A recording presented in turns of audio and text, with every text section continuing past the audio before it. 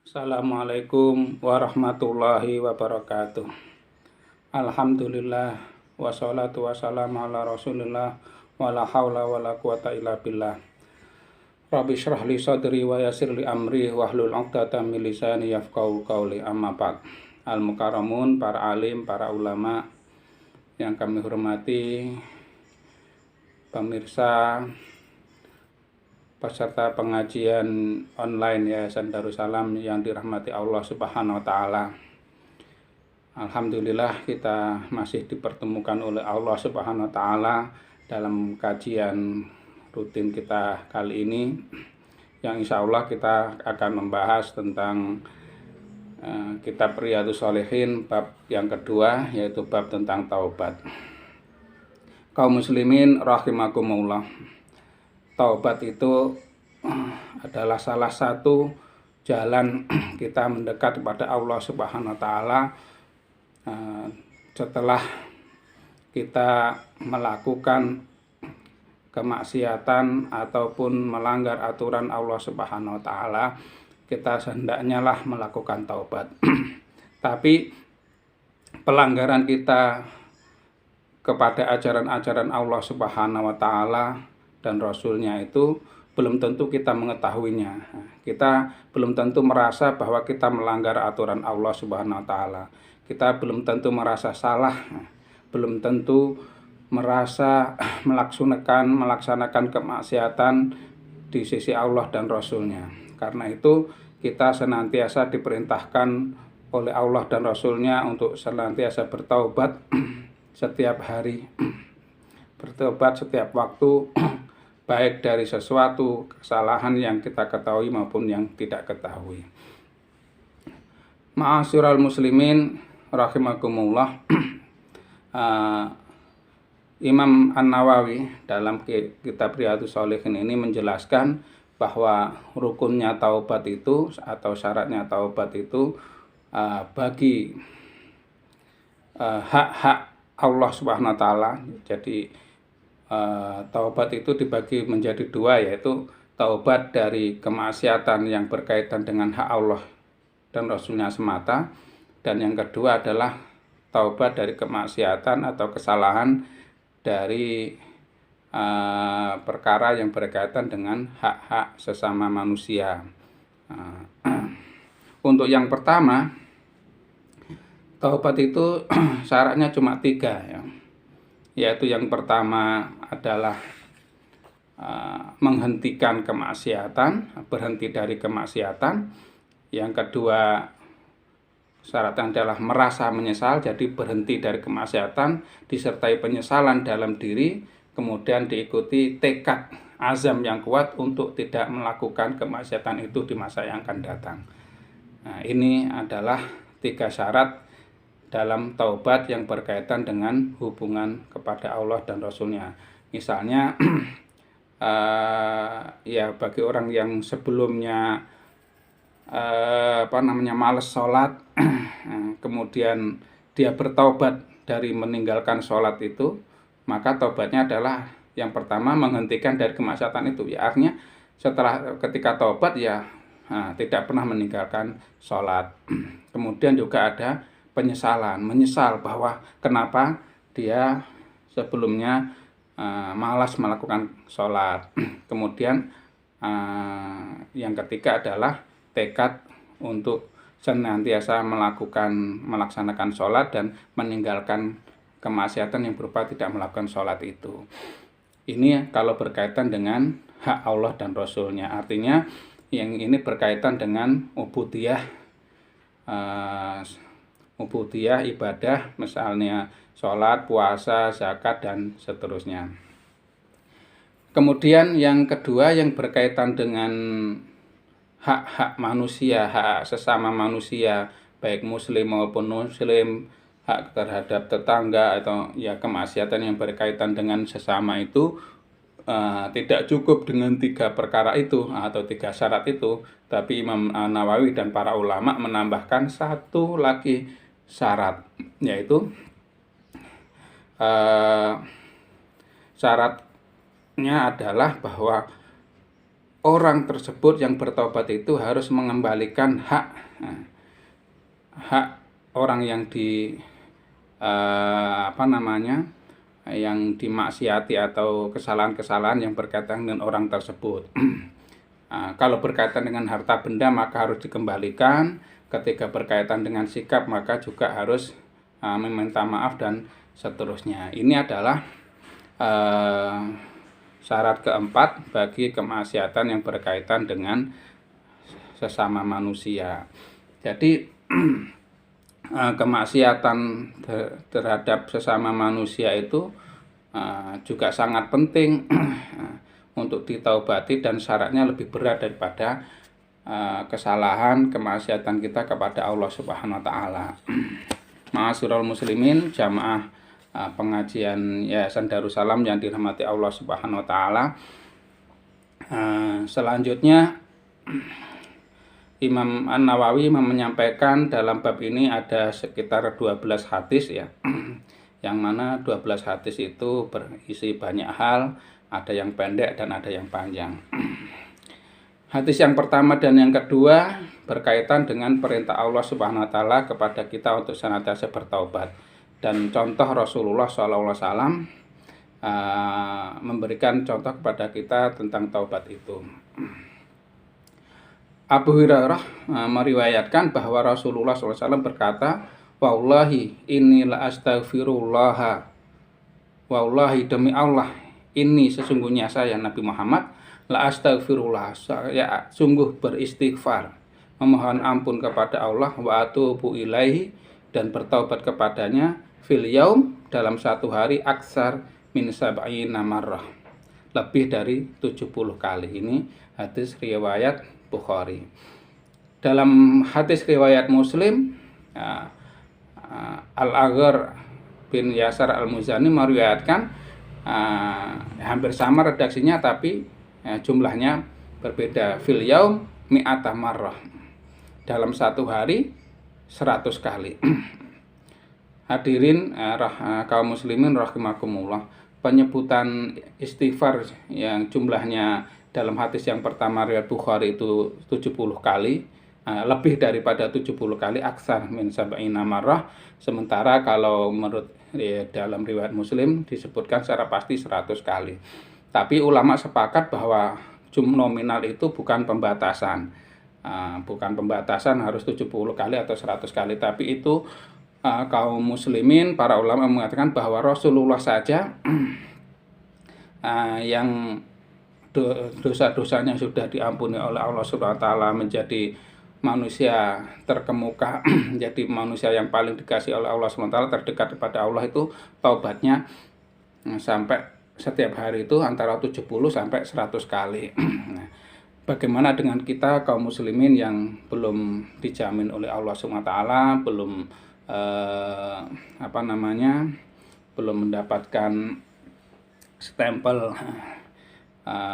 nasib kita di akhirat, dan dosa-dosa kita lebih banyak, ibadahnya tidak seperti Rasulullah, penjagaannya tidak seperti itu, maka kita seharusnya taubatnya, istighfarnya lebih banyak dalam setiap hari. Kaum muslimin rahimakumullah, berikutnya Imam An-Nawawi dalam kitab Riyadhus Shalihin menyampaikan hadis dalam riwayat juga dari Abi Hamzah Anas bin Malik meriwayatkan bahwa Allah itu lebih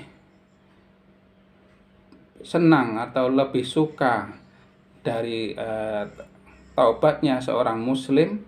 Jadi Allah menyukai taubatnya seorang muslim, kesukaannya itu melebihi orang yang kehilangan harta bendanya yang sangat berharga.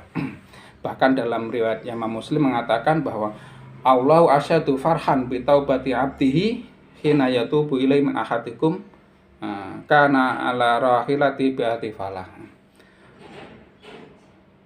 Allah Subhanahu wa taala itu lebih senang terhadap taubat hambanya yang telah melakukan kemaksiatan kemudian bertaubat itu melebihi seseorang yang berada di tengah padang pasir, tidak ada apa-apa, jauh dari kehidupan, dia sendirian hanya bersama dengan untanya di dalam untanya itu, atas untanya itu ada perbekalannya dalam perjalanannya, semuanya ada di situ. Kemudian ternyata untanya itu hilang. Dia cari kemana-mana nggak ketemu-ketemu sampai kemudian dia istirahat di bawah pohon, ketiduran, tiba-tiba bangun tidur, tiba-tiba untanya sudah ada di sampingnya. Ini gambaran kebahagiaannya orang itu seperti apa. Kenapa? Di tengah padang pasir tidak ada siapa-siapa. Hartanya semuanya ada di sana. Kalau misalnya untanya hilang itu, nggak tahu dia berpikir gimana pulangnya, bagaimana meneruskan perjalanannya, gimana itu. Nah, ketika kemudian untanya kembali, dia kaget sampai kemudian salah ucap. Ucapnya seharusnya Allahumma anta rabbi wa ana abduk. Ya Allah, alhamdulillah ya Tuhan, engkau Tuhanku, saya hamba. Kebalik. Allahumma anta abdi wa ana rabbuk. Ya, kebalik. Ya Allah, engkau hambaku, saya Tuhan. Kebalik begitu. Karena apa? Karena orang kalau salah ucap, salam dalam kondisi kaget, sangat bahagia, itu salah ucap. Nah, Allah Subhanahu wa taala itu lebih senang terhadap tobat hambanya, itu lebih senang daripada orang itu tadi, seorang yang kehilangan unta yang di dalamnya ada semua perbekalannya, tidak ada ininya. Lebih senang daripada itu. Itu kondisi gambaran Rasulullah ya, sesuai dengan kondisi pada masa itu. Kalau kita gambarkan dengan sekarang ya, ada orang dalam perjalanan, apakah di tengah hutan yang tidak ada siapa-siapa itu sebenarnya ini kan, kemudian atau di mana begitu yang tidak mungkin ada, ya artinya secara logika tidak ada pertolongan, kemudian semua hartanya hilang dan dia tidak punya apa-apa, tiba-tiba kemudian hartanya kembali. Ini gambaran Allah Subhanahu wa taala yang sangat senang hambanya itu bertobat.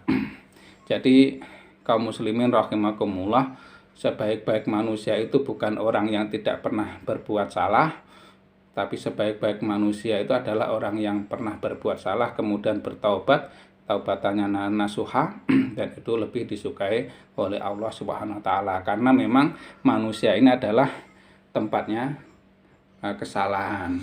Allah Subhanahu wa taala tidak menuntut kita untuk tidak pernah berbuat salah, tapi menuntut kita bagaimana ketika kita berbuat salah kemudian kita bertaubat, berazam untuk meninggalkan kemaksiatan itu tidak pernah diulangi kembali. Ma'asyiral muslimin rahimakumullah. Kemudian Allah Subhanahu wa taala juga ini gambaran bahwa Allah Subhanahu wa taala itu sangat Maha pengampun, sangat suka terhadap hambanya yang bertaubat itu. Allah Subhanahu wa taala dalam hadis riwayat Abi Musa Al-Asy'ari ya, dalam hadis Muslim mengatakan, innallaha ta'ala yabsutu yadahu bil-lail liyatuba musii'an nahar wa yabsutu yadahu bin-nahari liyatuba musii'al lail hatta tatlu'a syams min maghribiha. Allah Subhanahu wa taala, menurut hadis ini, Allah Subhanahu wa taala setiap malam itu membentangkan tangannya untuk menerima taubat atau mengampuni orang yang melakukan kesalahan di siang hari, dan setiap siang hari selalu membentangkan tangannya untuk menerima atau mengampuni hambanya yang melakukan kesalahan di malam hari. Ma'asyiral muslimin rahimakumullah. Ya, sebagian kaum muslimin bertentangan dalam masalah tangannya Allah Subhanahu wa taala ini, apakah diartikan seperti tangannya Allah seperti itu atau itu sebagai kiasan. Nah, ini ya terjadi perbedaan pandangan di antara ulama, antara Asy'ariyah misalnya dan Salafiyah. Ya, kita tidak perlu membahas itu secara mendalam. Yang penting bahwa Allah Subhanahu wa taala itu selalu menerima taubat hambanya, selalu menunggu taubatnya orang yang melakukan kesalahan di malam hari, maka taubatnya di siang hari, di situ diampuni Allah Subhanahu wa taala. Kalau melakukan kemaksiatannya di siang hari, sorenya atau malamnya taubat, dan di situ Allah menerima taubatnya di malam hari.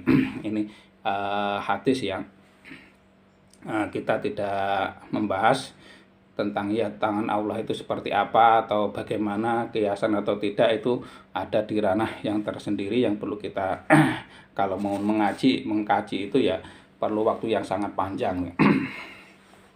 Kaum muslimin rahimakumullah, ya berikutnya yang akan kami sampaikan dalam bab taubat ini yang kita baca ya dalam hadis ini, ya tidak akan semuanya kita pilih. Betapa pemurahnya Allah Subhanahu wa Ta'ala itu, Imam An-Nawawi menyampaikan atau menukilkan hadis yang diriwayatkan oleh Tirmidzi dan lainnya yang mengatakan, Imam At-Tirmidzi mengatakan ini hadis hasan sahih. Hadis ini meriwayatkan tentang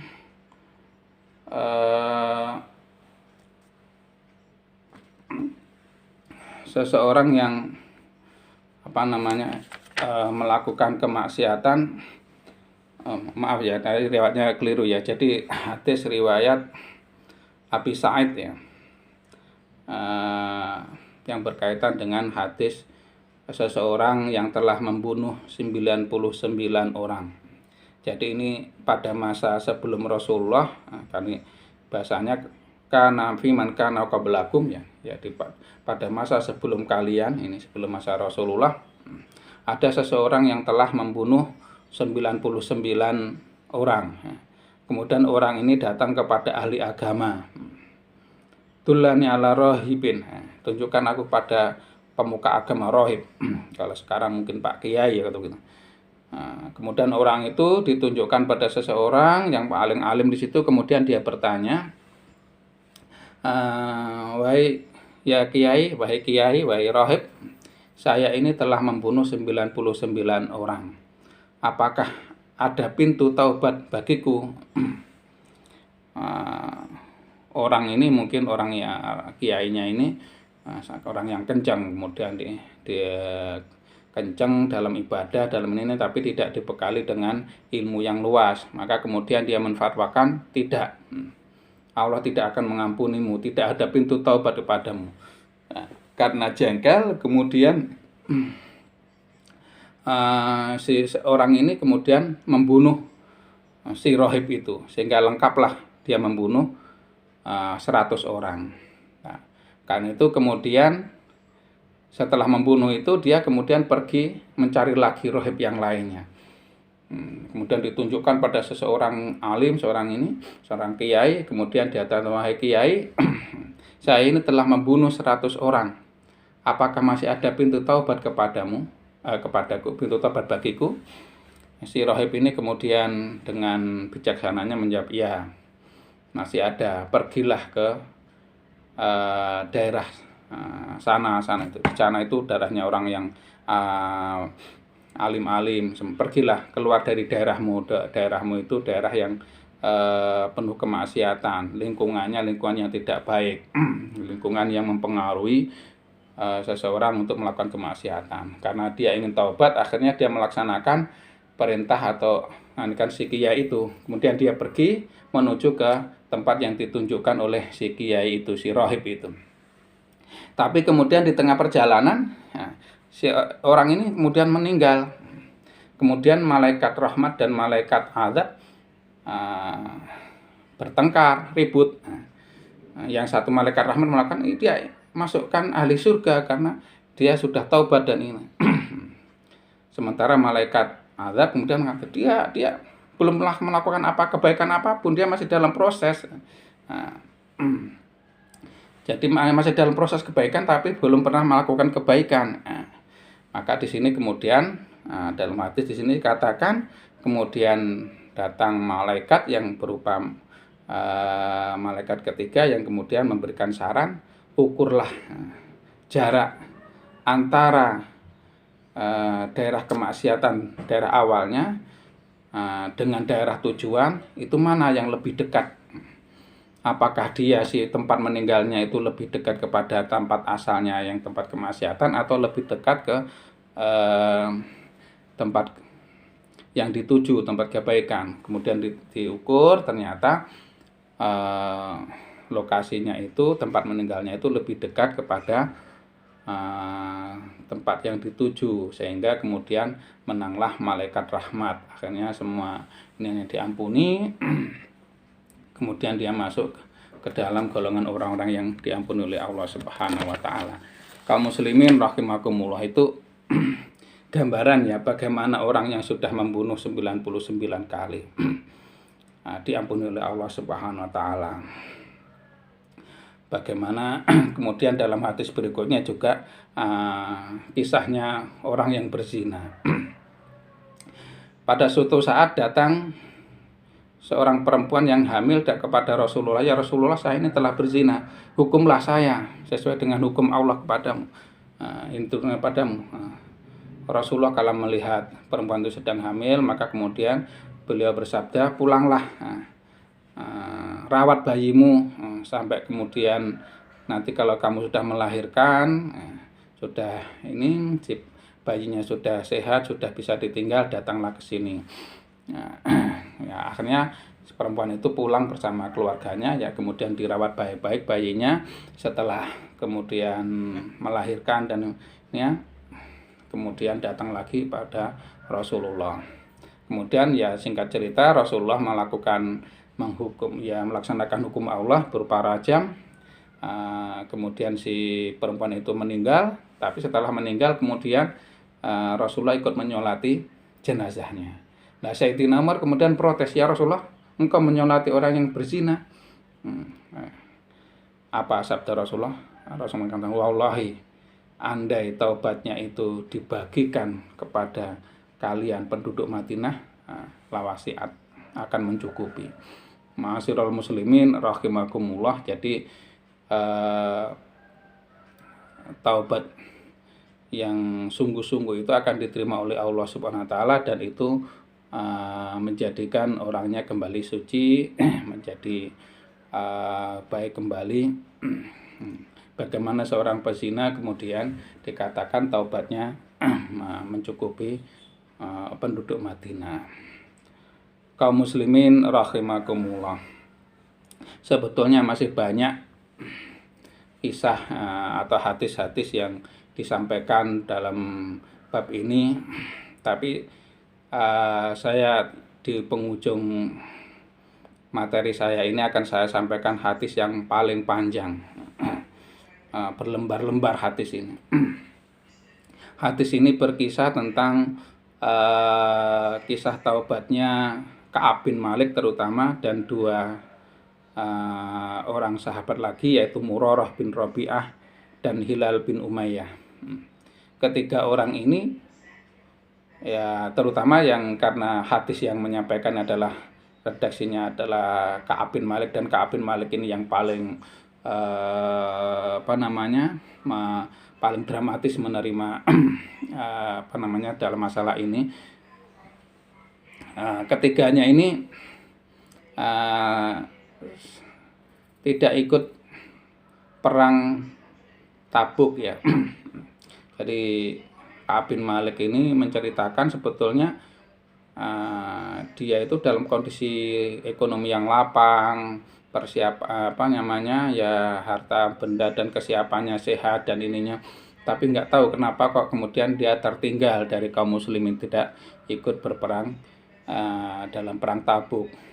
Mungkin karena pada perang Tabuk itu jaraknya sangat jauh dan terjadi peperangan pada saat musim panasnya luar biasa, mungkin ada timbul kemalasan itu. Sampai kemudian ketika Rasulullah pulang ke Madinah, banyak ya orang-orang kaum muslimin yang tidak ikut berperang, terutama orang-orang sudah tua, orang yang sakit dan ininya, pada minta uzur, atau juga termasuk orang-orang munafik yang malas-malas itu selalu minta uzur pada Allah, pada Rasulullah, dan diampuni. Lah, Ka'ab bin Malik ini kemudian ketika ditanya kenapa tidak ikut berperang, ya beliau jujur ya mengatakan tidak ada alasan sebetulnya.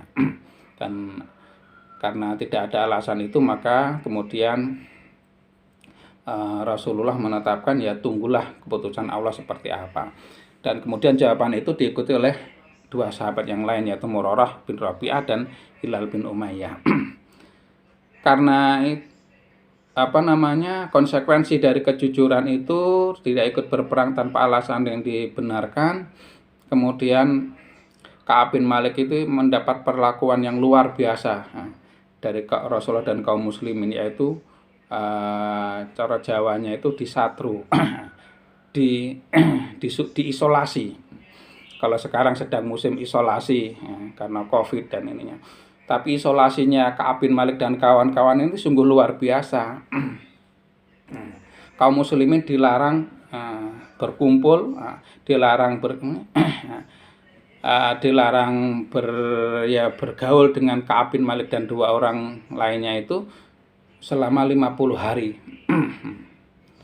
Dan luar biasanya lagi, setelah dalam 50 hari itu 40 harinya, pada hari ke-40 istri-istrinya juga disuruh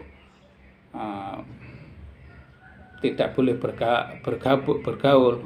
Makanya Ka'ab bin Malik menyuruh istrinya untuk pulang ke mertuanya dan seterusnya itu sendiri. Ya, bagaimana perasaan orang diisolasi ketika menyapa orang tidak pernah dijawab. Assalamualaikum gitu tidak ada jawaban. Kemudian tanya orang-orang yang dulu terdekat juga tidak menjauh, dan ini semuanya bukan 2 minggu, bukan 1 pekan, 2 pekan, tapi di sini adalah 50 hari. Jadi luar biasanya. Dan kemudian pada hari yang ke-50 itu kemudian datanglah kabar gembira dari Allah Subhanahu wa taala pada habis sholat subuh, bahwa ketiganya ini diampuni oleh Allah Subhanahu wa taala, yaitu turunnya surat At-Taubah ayat 117 sampai 118. Monggo yang punya kesempatan nanti bisa dilihat ayat itu dan dibaca asbabun nuzulnya. Nah, itu sama dengan hadis yang dipaparkan oleh Imam An-Nawawi dalam kitab Riyadhus Shalihin. Kalau dibaca sangat panjang hadisnya. Jadi ini kisah taubatnya, ya, orang mencari taubat yang sangat luar biasa Ka'ab bin Malik. Belum lagi dalam masa yang dia dalam kondisi psikologisnya yang dijauhi oleh orang-orang, dia kemudian datang utusan penguasa dari Ghassan. Penguasa dari Ghassan ini merayu, Ka'ab, kamu itu kan disatru, dibiarkan oleh kaummu, ikut saya aja, di sana akan saya beri pangkat, kedudukan, beri harta yang ininya. Ini karena Ka'ab bin Malik juga salah seorang pemuka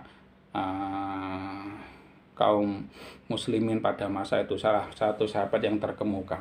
Tapi Ka'ab bin Malik tidak mau menerima itu sebagai bukti kesetiaan beliau pada Rasulullah dan pada Allah dan kepada Islam. Karena itulah kemudian beliau taubatnya diterima oleh Allah SWT, bukan bahkan diabadikan dalam Al-Quran, ya, turunnya pengampunan itu bukan dari Rasulullah tapi dari Allah SWT langsung, yaitu dalam surat At-Taubah ayat 118. Ma'asyiral muslimin rahimakumullah. Demikian ya yang bisa kami sampaikan dalam kajian kitab Riyadhus Shalihin pada kali ini. Ya, mudah-mudahan apa yang kami sampaikan dalam kitab ini menjadi inspirasi, menjadi penyemangat kita untuk senantiasa menjalankan perintah Allah SWT. Ada harapan-harapan untuk Allah itu menerima taubat kita dari kesalahan-kesalahan yang kita lakukan, dan menjadikan kita senantiasa mengakui, senantiasa mendekat pada Allah SWT, dan mudah-mudahan kita tetap istiqomah dalam jalan ini, dan mudah-mudahan Allah senantiasa meridhai kita, meringankan langkah-langkah kita sampai nanti kita bertemu pada Allah SWT dalam kondisi kita yang terbaik. Amin ya rabbal alamin. Ihdinas siratal mustaqim. Wassalamualaikum warahmatullahi wabarakatuh.